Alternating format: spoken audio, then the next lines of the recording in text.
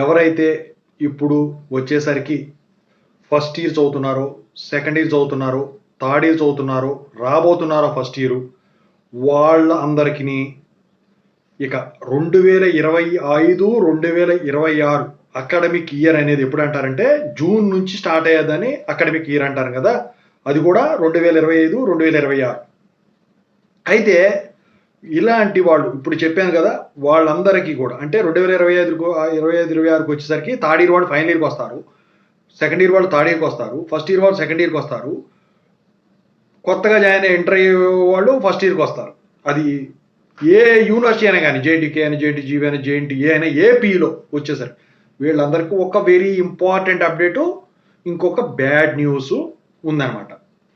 So దాని గురించి చెప్పబోయే ముందు ఇంతవరకు ఈ ఛానల్ సబ్స్క్రైబ్ చేసుకుని వీడియో లైక్ చేసి షేర్ చేయండి. మీకు ఏమైనా డౌట్స్ ఉంటే కాల్ మీ 4 యాప్ ఐడీస్ వచ్చేసరికి డిస్క్రిప్షన్లో టెలిగ్రామ్ గ్రూప్లో షేర్ చేశాను. ఆ గ్రూప్లో జాయిన్ అయ్యి ఇంజనీరింగ్ ఎడ్యుకేషన్ దాంట్లో ఖచ్చితంగా అయితే కాల్ చేయండి. ఇది డిప్లొమా వాళ్ళకు కూడా అప్లికబుల్ అవుతుంది.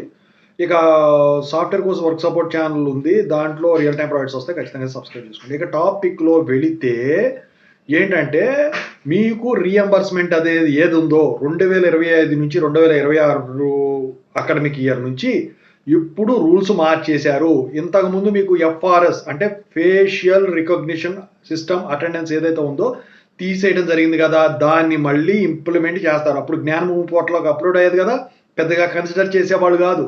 ఇప్పుడు ఎఫ్ఆర్ఎస్ సిస్టమ్ని మళ్ళీ ఇంప్లిమెంట్ చేసి ఇంకా అసలైంది విషయం ఏంటంటే మీకు రీఎంబర్స్మెంట్ ఏదైతే ఉంటుందో 2025-26 నుంచి ఈ ఫేషియల్ రికగ్నిషన్ సిస్టమ్ నుంచి ఏ సెమిస్టర్ అయినా కానివ్వండి 75% అటెండెన్స్ ఉంటేనే ఏపీ స్టూడెంట్స్కి ఏ యూనివర్సిటీ వాళ్ళైనా డిప్లొమా వాళ్ళైనా ఈ రీఎంబర్స్మెంట్ అనేది మేము ఇస్తాం అని చెప్పేసి కళాఖండిగా చెప్పడం అయితే జరిగింది. ఈ మొత్తం కూడా విద్యా సంస్థలన్నింటిలో కూడా వీళ్ళు పెద్ద పెద్ద వాళ్ళతో చర్చించినట్టున్నారు. మరి అయితే మొత్తానికైతే అఫీషియల్గా అయితే దీన్ని డిక్లేర్ చేశారు. దీనిపై జీవో ఒకటి రిలీజ్ కావాల్సి ఉందన్నమాట, నోటిఫికేషన్ కూడా ప్రత్యేకంగా రావాల్సి ఉంది. ప్రస్తుతానికైతే ఇది మీకు బ్యాడ్ న్యూస్ అనే అనుకోవాలి.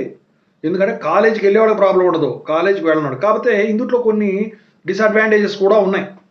ఏంటంటే అప్పుడు మీరు ఏం చేశారు, ఫేషియల్ రికగ్నిషన్ అటెండెన్స్ సిస్టమ్ ఏదైతే ఉందో అది కరెక్ట్ పడట్లేదండి, అందరి దగ్గర తీసుకోవట్లేదండి. సాయంత్రం పూట వచ్చేసరికి లాస్ట్ 1 అవర్లో తీసుకుంటున్నారండి అటెండెన్స్, అప్పుడు కూడా సరిగ్గా పడట్లేదండి అని చెప్పేసి కాల్ చేస్తున్నారు. అట్లాంటి పరిస్థితుల్లో డివైస్ కనుక రికగ్నైజ్ చేయకపోతే అప్పుడు పెద్ద ప్రాబ్లం అవుతుంది, మీరు కొంచెం టైం స్పేర్ చేయాల్సి ఉంటుంది. మరి దీనికి విధి విధానాలు ఏం పెడతారో నాకైతే తెలియదు.